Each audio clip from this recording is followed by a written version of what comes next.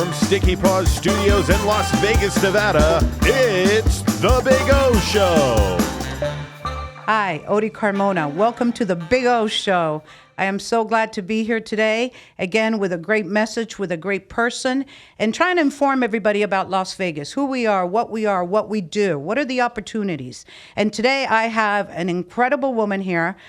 It's Councilwoman Olivia Diaz, and I just figured that she's got this kind of the same nickname as OD. But a couple of accolades, okay? La primera Latina to be elected June of 2019 to the council. And in the neighborhood she grew up, so that's like double the whammy. The vice chairman of the LEO for Workforce Connections. I'm very familiarized with the LEO. And then she served from 2010 to 2019 at the Nevada State Assembly. And she's a UNLV grad. Go Rebels. Olivia, tanto gusto de tenerte hoy en el podcast. Thank you so much for coming. El gusto es mío. Muchas gracias por la invitación. Thank you for having me here today with you and sharing your space for the community to get to know me a little bit better. Exactly. Well, I have a couple of things, you know. I am not a professional by no means, but I've been in government for many years. So I am always connected to people and colleagues. So I appreciate a shout out to Anastasio for connecting us, and also Ido for being able to get you on the podcast today. So I really do appreciate the time that you're giving me. And I'm just going to go right into it right now. Absolutely. Shout out to both of my staff, because we're nothing without an amazing team behind us. Tell me about it. I've learned that with the studio here. These kids, I call them kids, but these young men are amazing. Compared to us. Exactly. But let me just ask you a bit about your personal journey and motivation for public service. What got you, because you grew up in Vegas, so you went to school here. What was the high school? Born and raised here. You're a bar, like my daughter. I'm born and raised in Las Vegas, like the Golden Knights. Yeah. So basically, I've grown up on the east side of town. I went to Sunrise Acres Elementary. I went to Roy Martin Middle School. I graduated from Rancho High School. My father worked as a culinary union member as a casino porter for more than 35 years. Wow. He worked the floor of Caesar's Palace, Wow. which is still near and dear to my heart. Of course. And my mom stayed at home very busy with 6 kids. Oh, So the definitely. woman never could catch a break, Yeah. raising us and making sure that we were on the right path. And I just think, Odie, that like politics was never necessarily front and center for me. I think my parents have been tremendous in showing me what working hard, being focused, giving the best of yourself for community is like. They're very community minded. They come from small towns in Durango, Mexico. And they always learn that, you know, today I provide for my neighbor, maybe tomorrow my neighbor provides for me. Exactly. And I think that I grew up in that environment. So very similar to my upbringing. My mom and I came from Cuba in 1967, and we arrived in Miami. And I always tell people, 1967, there was no presión a 9 para español. No. So, you know, you had to hurry up, speak the language to help your parents. But when I learned English, I was not only my mom's translator, but then the neighbors. Correct. If they needed to go to the bank or filling out employment applications, or whatever the case any may be. benefit application. Yep. We became, I wrote the checks for my dad. I was the interpreter at his medical appointments, Exactly. My own appointments at school. So you quickly learn that you have to help, because sometimes your parents don't have the ability to advocate for themselves. They know, hey, they overcharged me for this at the supermarket, but you have to chime in English and say, Exactly. overprice this for us. Well, so right about that. And that leads me into my second question, being that, again, I didn't think I was ever going to work for government or be involved. No, I'm not involved in politics, but I enjoy it. I like the law. I really do. And so your parents already gave you that civic engagement. Correct. When did you just pop in your head and said, hey, I got to do something. I'm going to run for office. I put my money where my mouth is type thing? Well, I was a teacher for the Clark County School District. So after UNLV, I worked for Bank of America for a bit. I figured out banking was not my thing. It was not going to make me happy the rest of my life. That's when the district was putting out a call for bilingual educators. And through my university years, they told me, you're going to become a teacher. And I was like, no, there's more things out there in the universe for me than to teach. But I ended up becoming a teacher. I was one of the leaders on the campuses, and somebody came tapping on my shoulder when the term limits took effect. So the voters in Nevada decided that electeds would only be able to serve 12 years in a role as an elected, and there was going to be a shakeup in 2010 of the composition of the legislature. I remember. So a lot of people shifted seats from the assembly to the Senate. It left my assembly seat open, and they said, you still live in the district. You're always asking us about education and how we could do better by our kids and investing more in teachers and kids. And they said, you should jump in and you should run for the assembly. And I thought long and hard about it and had conversations with my family. And I said, are you going to support this crazy effort now?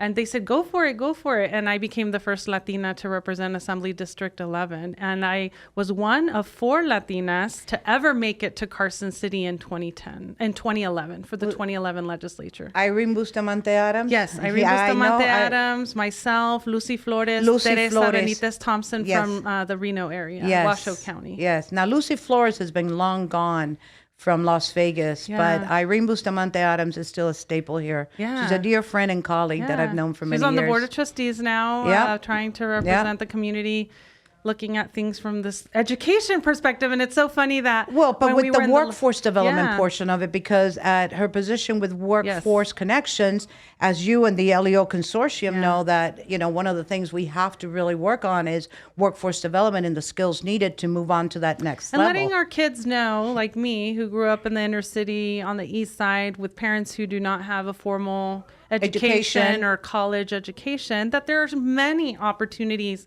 for us to advance in the community. Again, I'm an only child. My mom, she grew up in Pinar del Rio. Pinar del Rio would be like a very small village in Mexico. It's up in the hills. You only can go down with a donkey, is what she explained to me. And at 18, she decided to leave, and the same thing when communism hit in Cuba in 1959 and 1967. She goes, we got to get out of here. So I understand that aspect of your parents teaching you and explaining to you what's right and wrong, and you taking the next level and now going into the community. Yes. And so for those years that you were in the assembly, okay, once it was over, because the term limit, of course, I only served 8 years, so I potentially could go back and serve 4. But it became hard. I arrived pregnant at the legislature. I gave birth to my son 3 weeks into my first session. Oh, my goodness. I think I was one of the first female legislators to give live birth during a session. And I was gone for my 2 weeks. And then I was right back into policy making because I wanted to live up to the the promise I made to my electorate to represent them. Expectations, exactly. I wanted to be their voice at the table, vetting policy and state law.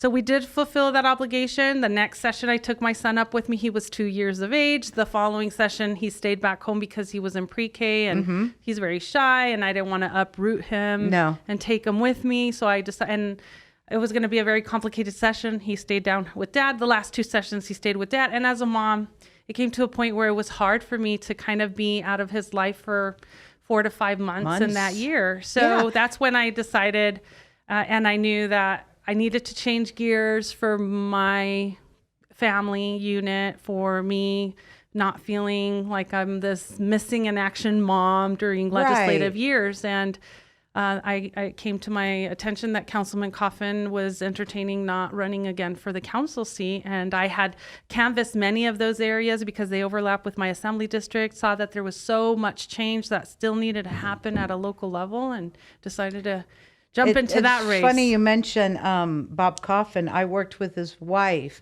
Marianne Hausch, for many years. She also sits as, I was the staffer for the Displaced Homemaker program through Dieter, and she sat on that committee. She's a sweet lady. Very beloved constituents of mine. Exactly. So now that is awesome. I get to represent them as their council person. Okay, so this comes on, and now I'm much older than you, probably. I'm retired and you're not, so that gives you that. But as a woman, it is difficult, to balance a career, children, husband, home, parents, siblings. Aging parents. Exactly. And, I only had one daughter, so I always give kudos to people that have more than one. My daughter being one, since she had two. I'm in your club. I only have my son, but I do have two wonderful stepsons. Exactly. So I feel Your like I have family has three. grown. Exactly. But, I applaud you for even going up there, because it's difficult, to travel and leave your kids behind, and especially being of Latina descent. Yes. Latina women don't do that. Yes, think there's this misnomer that people think that electeds make a lot of money. You don't. And we actually make a lot of sacrifices to do what we think is in the best interest of our community. And we really are a constituent legislature here in the state of Nevada. So anybody who wants to can put their name on the ballot, can run. Obviously, you have to find the financing and the funding for your campaign so that people get to know you and support you, right? But like when I went to the session in the legislature as a teacher, they closed out my contract. So basically I was, not getting paid, not getting PERS, not getting insurance. I had to pay for insurance out of my pocket. And that is not cheap. And then I didn't have, and a lot of people don't know that legislators only get paid the first 60 days of session. The last 60 days of session, we don't get a salary per our constitution. We only get a per diem. Yeah. And then I came back and I had no job to land back and make an income until September. So increasingly, it did become financially stressful to also, I had to, even though my heart was in the work, I had to realize that I couldn't continue to be in the red, because then how was I going to ensure I had the means to send my son off to college? And not only that, not even him. That ahead, just the means of how am I going to keep a roof over my head and food on the table? Yeah. I tell people that all the time. I said, working for government, whether it's federal, state. I don't care how high a position, there's only so much you can make. You're topped out at a certain amount. Yeah. So after that, it's basically, you don't get anything. And being a state employee for 27 years, did I get rich? No. But did I enjoy the work I did? Yes.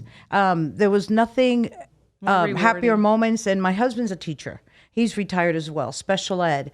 My brother-in-law, God bless him. My brother-in-law retired special ed. My daughter's a teacher, special ed. My son-in-law.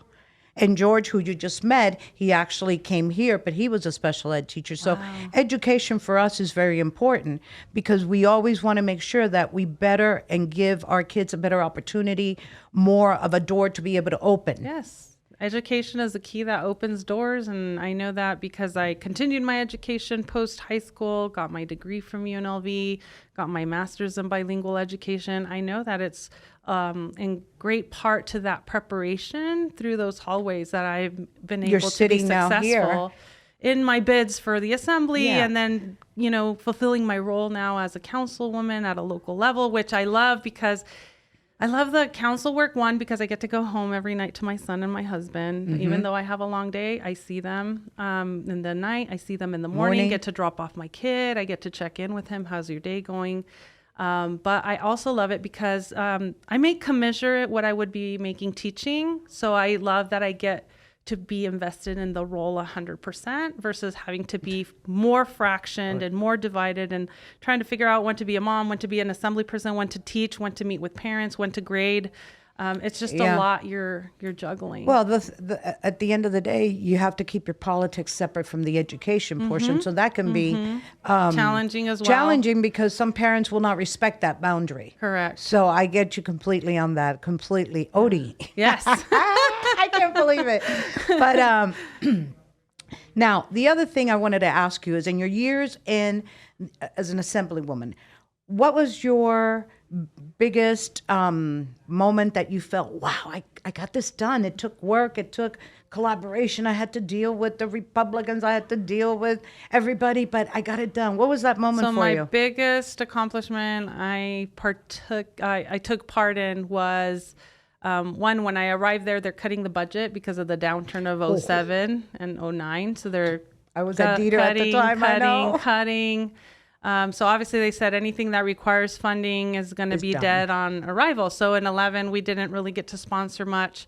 But in 13, we were able to find some money to then direct to English language learners who were going to schools whose academic let's say success was lacking. Mm-hmm. And we drew a concerted effort to do something create something called Zoom schools. And Zoom schools were additional funds that were channeled to underperforming schools with high English language learner populations so that we could get the students that were English language learners English proficient faster. And how did we think we could achieve that? Offering pre-K, full day pre-K for our English language learners, extending their school day so that they would be longer in the classroom. Because, growing up Latina in a household that mostly speaks Spanish, when you come home from school, it's all a Spanish microcosm. You don't really practice unless you have other siblings that are older that know English and are ahead of you. But if you're the oldest, you don't get to practice English outside of school. So we created summer programs.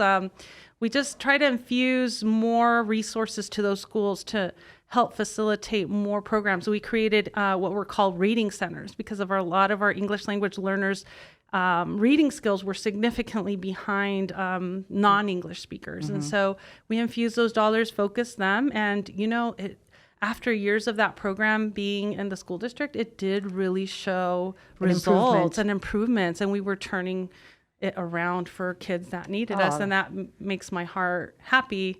Those schools have since not been continued because now the funding formula has shifted, and the dollars are supposed to be following the child. So if they're special ed, the school gets the support. If they're ELL, they get an extra weight. But they have kept concepts from the Zoom schools like the reading centers because they see that intentional small group tutoring focus, one-on-one type thing, boosts their achievement and their English proficiency. And it's not only achievement, it's confidence. Because I remember when I started in 1967, I think I started school in 1968, Comstock Elementary.